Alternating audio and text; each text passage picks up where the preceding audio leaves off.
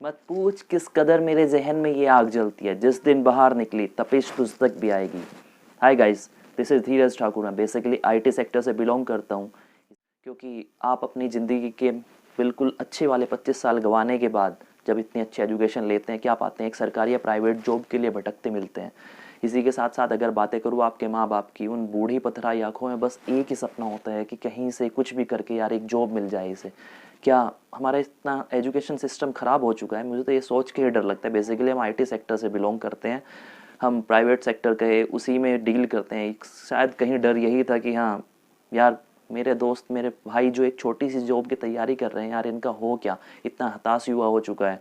मोदी रोजगार दो इतने ट्रेंड पर है, लेकिन सरकार के कानों में कुछ नहीं आया अब तक, ठीक है। और सच कहूँ, सरकार की तो बात ही नहीं करनी चाहिए। वोटों की राजनीति होती है, खाली जब इलेक्शन आएंगे आपको तब याद किया जाएगा।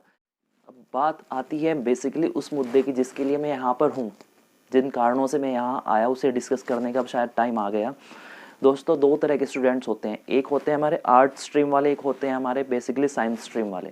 साइंस वालों को मैथ्स पढ़ने में कोई दिक्कत नहीं होती, क्योंकि जड़ें शुरू से जुड़ी हुई होती है मैथ्स के साथ। लेकिन आर्ट्स वाले क्या सोचते हैं कि भैया 10th कैसे भी एक बार दे लें, जैसे भी करके हम दे लेते हैं यार, हो जाएगा, थोड़े बहुत नंबर ला के हमारा 10th निकल जाएगा। लेकिन क्या होता है, 12th मज़े में गुजारते हैं। बेसिकली अपनी ग्रेजुएशन या जितनी भी अपनी एजुकेशन लेते हैं सारी की सारी गुजार देते हैं। लेकिन जब वही बेरोज़गारी के आलम में आप आते हैं, ना प्राइवेट मिलती भैया ना सरकारी मिलती, तो आप क्या करते हैं? प्राइवेट मिली नहीं, थोड़े दिन ट्राई किया, फिर सरकारी की तरफ भगे। सरकारी की तरफ आते ही आपको फिर से रूबरू होना पड़ता है उस मैथ्स वाले मॉन्स्टर से। बेसिकली मॉन्स्टर इसे कहना गलत है, लेकिन अभी आपके लिए यही लगता है तो मेरे को कहना पड़ेगा। और जब मुलाकात होती है उससे, तो बेसिकली हमारे आर्ट स्ट्रीम वाले, जो अभी सही कहूँ तो बहुत सारे स्टूडेंट्स ऐसे होते हैं जिन्हें डिवाइड तक करना नहीं आता, मल्टीप्लाई करना तक नहीं आता। ये बैच मैं उनके लिए लेकर आया हूँ जो कि मैथ्स को कहीं ना कहीं अपनी कमजोरी समझ लेते हैं सिलेक्शन होने के बीच में, जबकि ऐसा कुछ नहीं होता। मैं आपको उन सारे कॉन्सेप्ट से लेकर जो बिल्कुल बेसिक, क्या -1 से भी नीचे के जो टर्म होती है उससे भी अगर बोलूँ तो वहाँ से स्टार्ट करने की कोशिश करूँगा, और आपको हायर अपर लेवल जो भी होता है गेट तक का करा सकता हूँ मैं।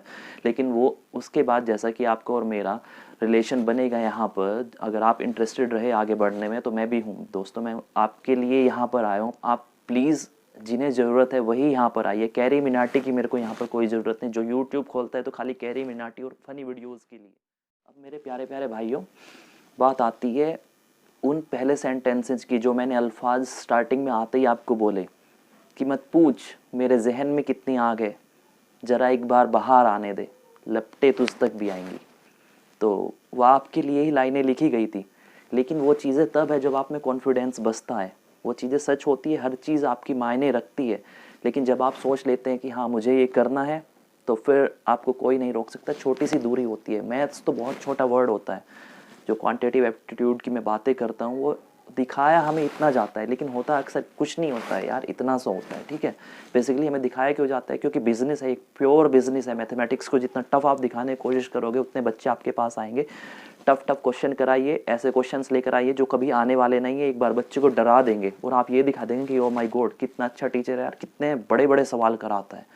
अगर इससे बड़े सवाल सीखे या कुछ भी किया तो भाई एसएससी क्या चुटकियों में निकाल देंगे हम तो। एमटीएस वगैरह की कुछ औकात होती है, लेकिन आपको सच बात ये है, आपको एमटीएस भी नहीं मिल पा रही, खाली उन वजहों से जो कि आपने गलत चूज़ की है। भाई छोटे क्वेश्चंस कीजिए, कॉन्फिडेंस से कीजिए, अपने कंसेप्ट क्लियर कीजिए, मैथ्स को अपने रूबरू लाइफ में लाइए। खाली एक सब्जेक्ट पढ़ के मतलब कि कुछ भी उसको एक एज ए सब्जेक्ट डील मत करें आप। इसी के साथ आपको थैंक यू।